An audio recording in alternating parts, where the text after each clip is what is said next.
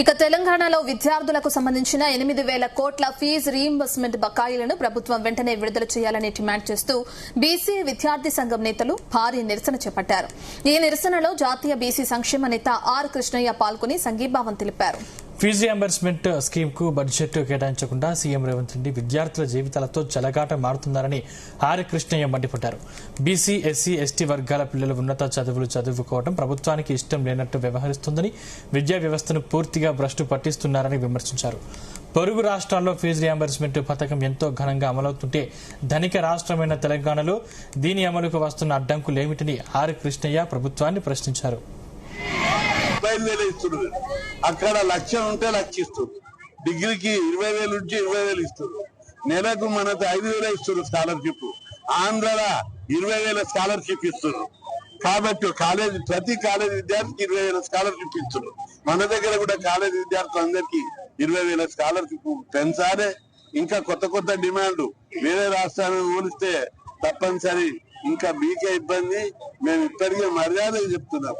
కొత్త డిమాండ్ అని లేకుండా బకాయిలు ఇచ్చి పిల్లల ఉసురు పుట్టొద్దు.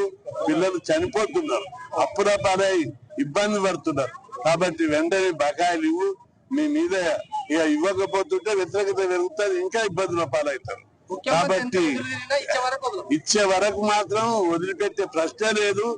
14 లక్షల మంది కాలేజీ స్థాయి విద్యార్థుల యొక్క స్కాలర్షిప్లు ఫీజులు ఇవ్వకుండా ప్రభుత్వం, ముఖ్యమంత్రి గారు చాలా ఇబ్బంది పెడుతుండ్రు పిల్లలకు కోర్సులు అయిపోయిన వాళ్ళు సర్టిఫికెట్ రాక నానా ఇబ్బందులు పడుతున్నారు. ఈ రోజు నిన్న హైకోర్టు కూడా జడ్జిమెంట్ ఇచ్చి సర్టిఫికెట్ల కోసం విద్యార్థులను ఇబ్బంది పెట్టవద్దు. చదువు అనే ఆ సర్టిఫికెట్ అనేది ఒక ఆస్తి. వాళ్ళు చదువు సర్టిఫికెట్ తో ఉద్యోగాలు తీసుకుంటారు. అటువంటి వాళ్ళ సర్టిఫికెట్ ఎందుకు ఆపుతున్నారు అని చెప్పి ప్రభుత్వమే స్వయంగా చెప్తుంది. కోర్టు చెప్పింది. ముఖ్యమంత్రి ఇప్పటికైనా కళ్ళు తెరిచి వెంటనే ఫీజుల బకాయిలు 8,000 కోట్లు వెంటనే చెల్లించాలి. కానీ ముఖ్యమంత్రి రేవంత్ రెడ్డి అధికారంలోకి వచ్చినాక ఒక్క స్కీమ్ పెట్టలేదు, ఒక హాస్టల్ ఇవ్వలేదు, ఒక కొత్త గురుకులు ఇవ్వలేదు. స్కాలర్షిప్ పోని ఫీజుల మొత్తం ఫీజులు ఇస్తాను లేదు, స్కాలర్షిప్లు పెంచలేదు. ఓ హాస్టల్ విద్యార్థులు ఒక్కటి మెట్ ఛార్జీలు పెంచింది. అందుకు మేము అభినందించాం.